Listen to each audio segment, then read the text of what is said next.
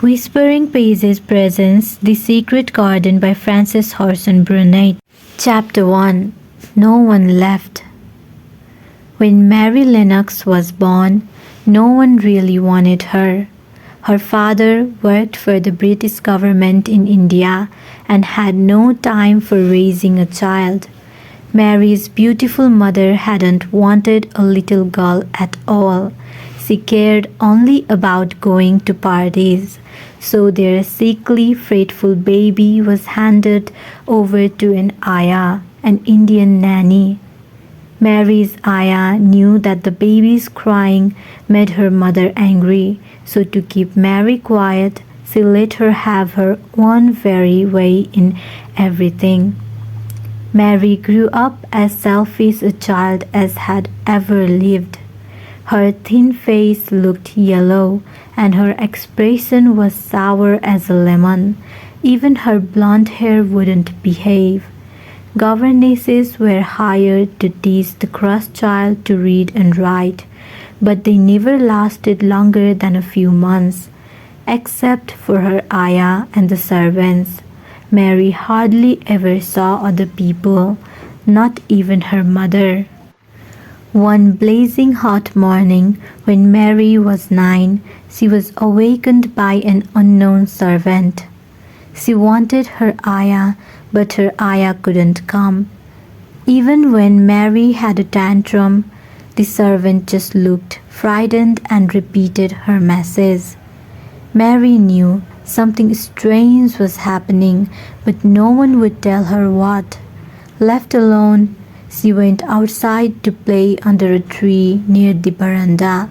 She was making a pretend flower bed when she heard her mother's voice speaking with a young army officer. They didn't notice the little girl, but Mary saw that her mother was alarmed. "Is it so very bad?" her mother asked. "Awfully," the officer replied.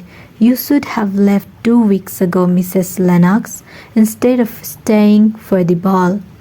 Just then, Mary heard a shout from the servants' quarters that grew louder and wilder. "Someone has died," the officer said, his voice shaking. Mary's mother gasped and ran inside. Later, Mary found out that a dread disease, cholera, had broken out. Her ayah had been the first to die, and many others were in danger. In a panic, many of the servants ran away in terror, leaving no one to care for Mary. For 2 whole days, Mary hid in the nursery. Off and on she cried and slept. She could hear odd, frightening sounds in the house and from the servants' huts. In confusion, everyone had forgotten about her. The next day, Mary wandered into the dining room and ate some biscuits and fruit. She also drank a glass of tonic someone had left on the table. It was like medicine, and it made her drowsy. She went back to her bedroom and fell into a deep sleep. Mary finally awoke to silence and lay on her bed and listened for noises, but the house was perfectly still. Then she heard a rustling on the floor mat. Looking down, she saw a little snake. She wasn't afraid of him. Knowing he was harmless, she watched him glide across the floor and slip under her door. Were they alone in the house? She wondered. Then she heard heavy footsteps on the veranda and men talking in low voices. One man said, "What a shame that beautiful woman dead." I heard there was a child too, but no one ever saw her. Just then, Mary's door opened. Mary stood up and an army officer came in, looking weary and troubled. Stiffly, the child says in a cross voice, "I am Mary Lennox. I fell asleep when everyone had cholera, and I just woke up." Stamping her foot, she demanded, "Why have they forgotten me? Why does nobody come?" A young soldier with the officer just shook his head sadly and held Mary's hand. Poor little kid, there's nobody left to come. This was the strange, sudden way Mary found out that both her parents and most of the servants had died. There really was no one left but herself and the rustling little snake. Chapter 2. On the Moors. The soldiers took Mary to the home of the Reverend Crawford, a poor English minister. He told her that she would soon be sailing to London and would live with her guardian, Mr. Archibald Craven, at Misselthwaite Manor in Yorkshire. So Mary left India and sailed on the long ocean voyage to England. In London, she was handed over to Mr. Craven's housekeeper, Mrs. Medlock, a stout woman with sharp black eyes and a black cape. Mary didn't like her, but then again, she hardly ever liked anyone. The next day, they began their railway journey to Misselthwaite Manor. Mary sat with her hands folded in her lap and stared out the window. She pretended not to care as Mrs. Medlock told her about her new home. "It's a grand place in a gloomy way," the housekeeper said, 600 years old, with nearly 100 rooms full of fine paintings and furniture. "But most of them are locked up. The manor's on the edge of the moor. It has a big park with gardens and trees. Do you know anything about your uncle?" "No," Mary said, acting bored. "But don't you care? Didn't your parents ever tell you?" Mrs. Medlock asked. "Why should it matter?" Mary replied. "Well, I suppose it doesn't," Mrs. Medlock said. "He's not going to bother about you. He never troubles himself about anyone." She trailed off. A few moments later, she continued, "Mr. Craven's got a crooked back. He was never happy till he married.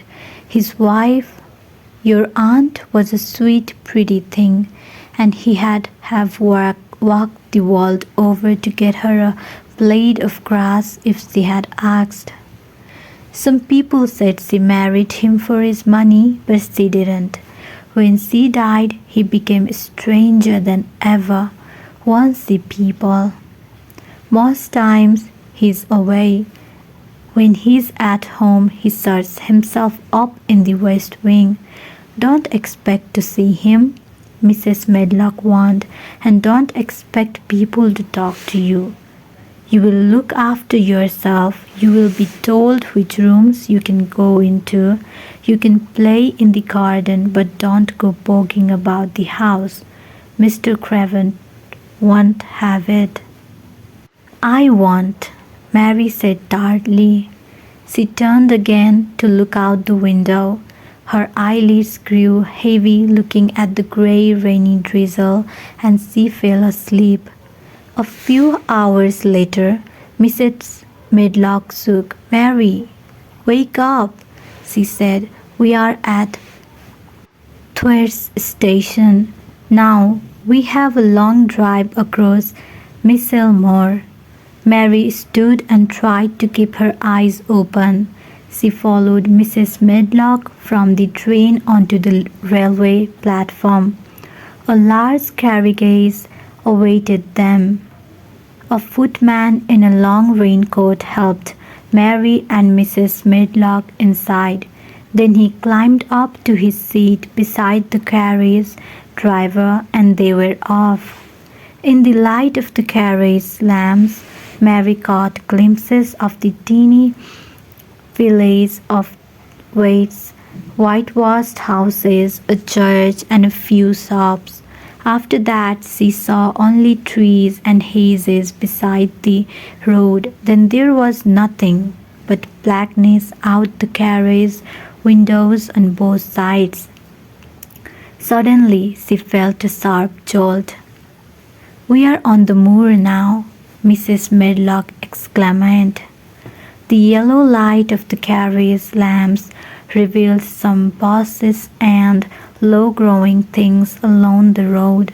In the darkness, the wind made an eerie, low, rushing sound. "Is it the sea?" Mary asked. "No, not the sea or fields or mountains," answered Mrs. Medlock mysteriously. "The moor is just miles and miles of wasteland, and no one lives on it except wild ponies and sheep." Mrs. Medlock paused. "I think it's a dreary place, but some people like it in springtime." The carriage rattled over bridges and bumps. Mary could hear water rushing very fast on the dam. She felt like they were driving over a windy black ocean. "I don't like the moor," she thought. "I don't like it at all." At last the carriage stopped in a clearing in front of a very long house built around a courtyard. A single light glowed from an upstairs window.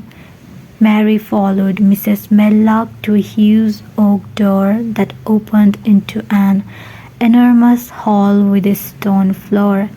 In the dim light, Mary could make out portraits on the walls and figures in suits of armor. She felt very small and lost in the shadowy hall. A thin old butler was there to meet them, but he didn't speak to Mary. The man said to Mrs. Medlock, "Mr. Craven doesn't want to see her. He's going to London in the morning and doesn't want to be disturbed." "Very well," Mrs. Medlock replied. "I can manage." The housekeeper led Mary up a wide staircase and down a dim hallway. Finally, they reached Mary's rooms. A coal fire burned in the hearth, and a table was set with supper. "You can eat now, then I'll help you get to bed," Mrs. Medlock said. "You will have this room and the nursery next door, so don't go wandering around the house. Understand?" Mary understood, but she had perhaps never felt so miserable in her life. Chapter 3. A Maid Named Martha. Mary awoke to the sounds of a young housemaid kneeling at the fireplace, sweeping cold cinders into a pan. Mary watched her for a few moments. Then she glanced around the room. Even in the daylight, it seems oddly gloomy. The walls were covered with a tapestry embroidered with pictures of a forest and people in strange clothing. Mary turned to the window. She saw a great stretch of flat, treeless land. It resembled a dull purple sea. "What's that?" she asked, pointing toward the window. The young maid said, "That's the moor. Do you like it?" "No," Mary said, "I hate it." The maid grinned and said, "You will get used to it. It looks bare in winter, but in the summer it's covered with wild heather and smells sweet as honey. The air's so fresh and the sky looks so high, full of bees and skylarks. I wouldn't live away from the moor for anything." Mary was puzzled. In India, the servants never talk so freely. "Curious," Mary said. "You are a strange servant. What's your name?" The maid laughed. "I'm Martha, and I know I seem strange to you. I'm a country girl from Yorkshire. If Misselthwaite were like other big houses, I would have to work in the kitchen. But this house has no mistress, and Mr. Craven's nearly always away, so I work upstairs." "Are you my servant?" Mary asked. "I'm Mrs. Medlock's servant," Martha replied, "but I'll clean your room and wait on you a bit." Mary had to listen as Martha, whose friendly voice had a soothing effect, told her all about her Lars family and their cottage on the moor. My brother, Dickon, is 12 and he's got a young pony. He found it and its mother on the moor. He had give it bits of bread and grass and it got to like him. Now it follows him around and even lets him ride it. Dickon's a kind lad and animals like him. Mary began to take a slight interest in Dickon. This was strange because Mary had never been interested in anyone but herself. Mary had some tea and a little toast. Then Martha cleared the table. You wrap up warm and go outside to play, she said. That will give you an appetite. Mary looked out the window. Why should I go out on a day like this? She asked. Everything looked grey and wintry. Martha answered, If you don't go out, you will have to stay in, and what will you do here? Martha was right. There were no toys or books in the nursery or in the bedroom. Who will go with me? Mary asked. You will go by yourself, of course, Martha said. Our Dickon plays on the moor alone for hours. He plays with the pony and the sheep that know him. The birds comes to eat out of his hand. Mary thought that at least there would be birds to amuse her. Martha helped her into her coat, cap, and sturdy boots and led her downstairs. At the door, Martha pointed to a gate in the bushes. The gardens are through there. You can play in all of them except ones that locked up. Mr. Craven sought it when his wife died 10 years ago and buried the key. A bell rang and Martha hurried away. Alone, Mary stepped outside, left to wonder about the locked garden. Chapter 4 Gardens and a Gardener. Mary went through the little gate into a big garden. It had wide lawns and winding paths, trees, flower beds, and an old grey fountain.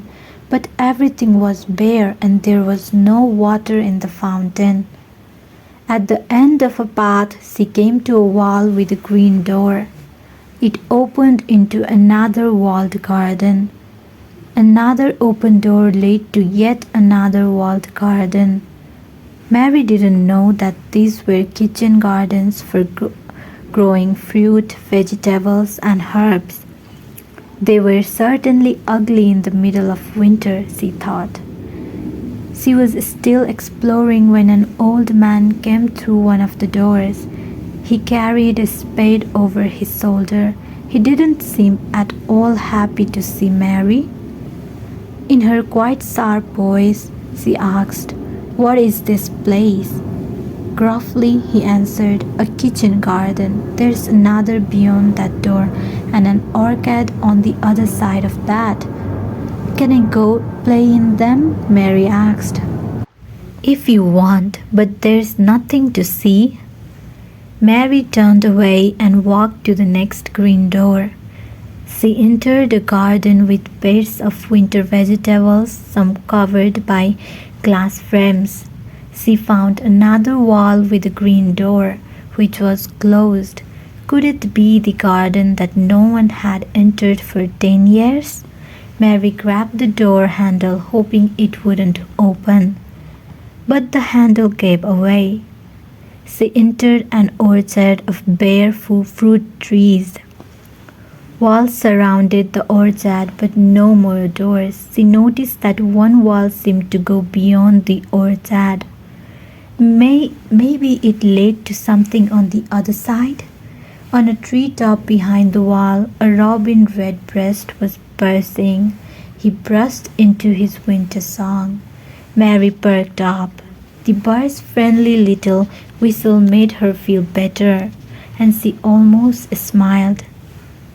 When he flew away, she wondered if she would see him again. Perhaps he lived in the mysterious locked garden. Mary was very curious about the locked garden. If Mr. Craven had loved his wife, why did he hate her garden? She walked back to the first kitchen garden and crept up on the old man who was digging. I visited the orchard, she reported, but there's no door to the garden. On the other side of the wall, she said crossly, I did see a bird with a red breast in a tree-top singing. The old man began to whistle, and then Mary heard a little rustle. A bird flew over to them. He perched on a clod of dirt near the gardener's foot. It was wonderful. The old man stopped digging. He asked the bird, Where have you been, you cheeky little fellow? Have you begun courting this early in the year? The bird hopped and pecked the ground for seeds and insects. He seemed sprightly and cheerful, and Mary started to feel the same way as she watched him. Does he always come when you whistle? She asked.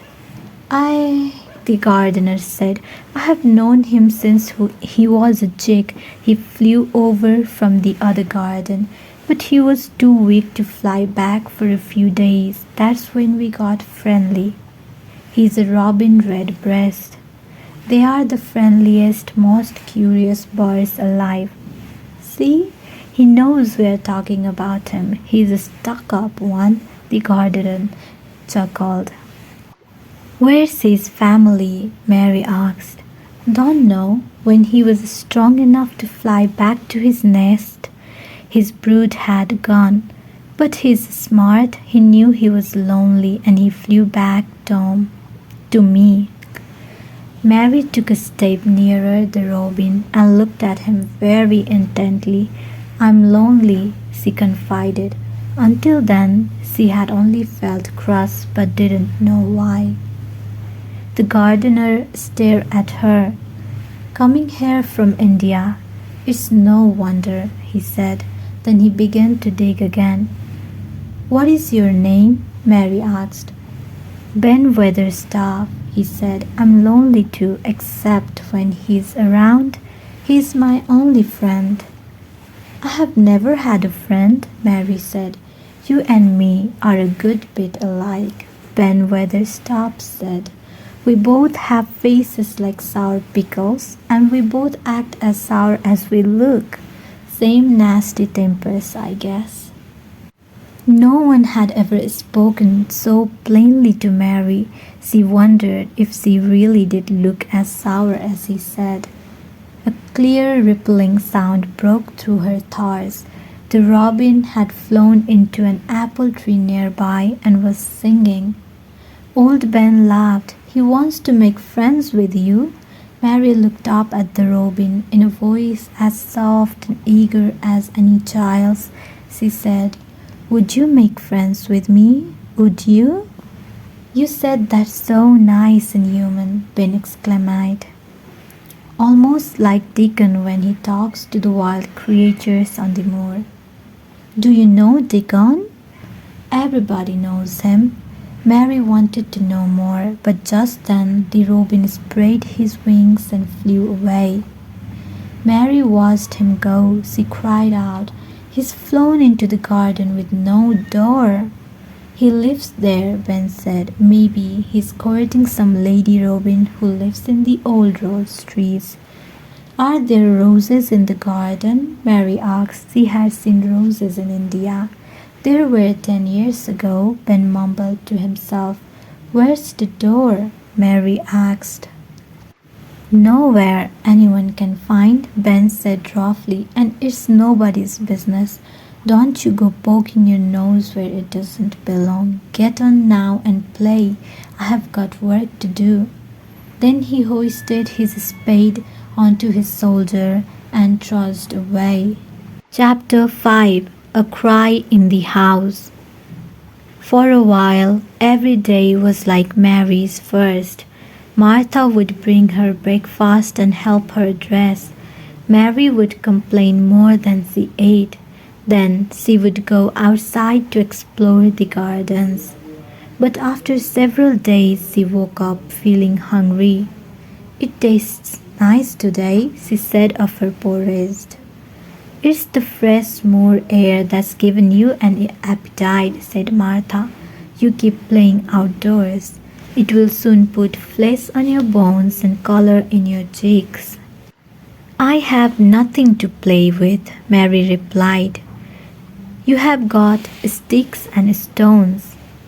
Martha exclaimed, "My brothers and sisters play with what they can find. They run and shout and look at things." Mary did look at things in the gardens. Sometimes she saw Ben Weatherstaff, but he was always too busy to pay attention to her. She discovered a long walkway outside the garden walls, where thick ivy grew. Mary found a place at the end of the walkway where the ivy was extra thick and bushy. She wondered why it had not been trimmed like the rest. One day she was staring up at a long tendril of ivy swinging in the wind. Suddenly she saw a flash of red. The robin redbreast burst atop the wall. "Oh," she cried, "is it you?" It didn't seem odd to talk to him. He twittered and chirped back.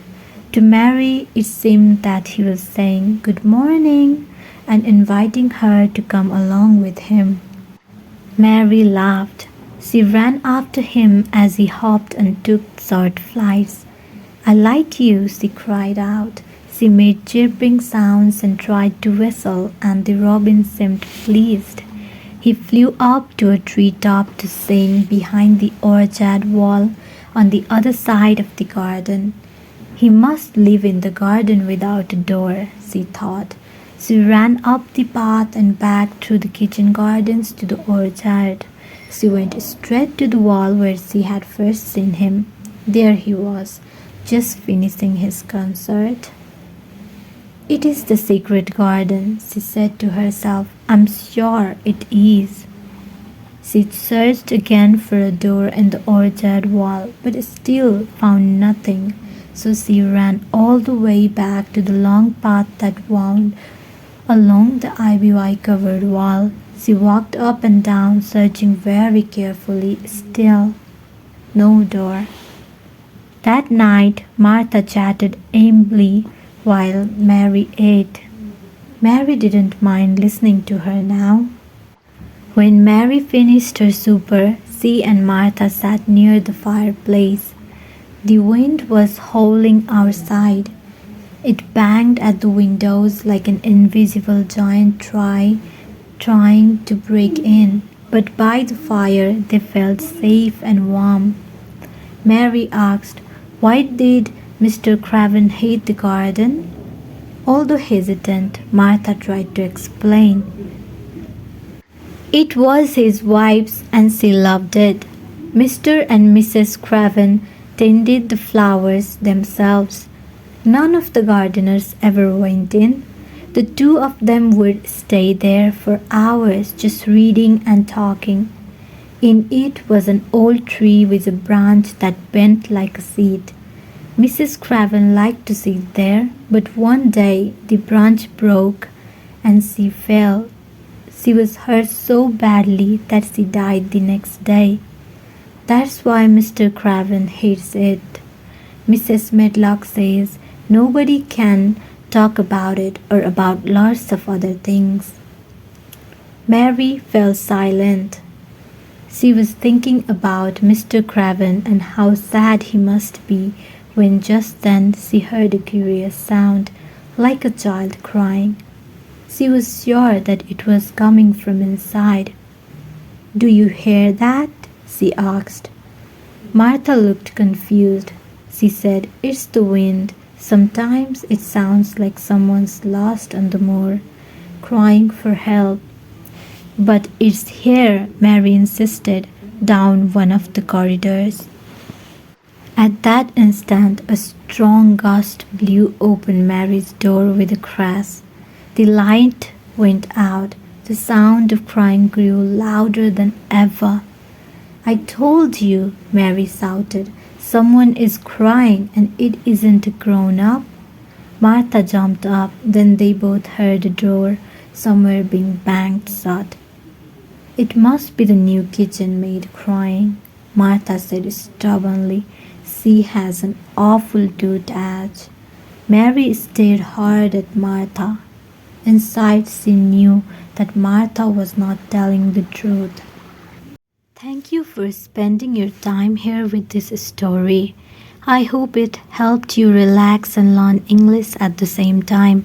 Don't forget to like, subscribe, and continue your English learning journey with more classic audiobooks. See you in the next video.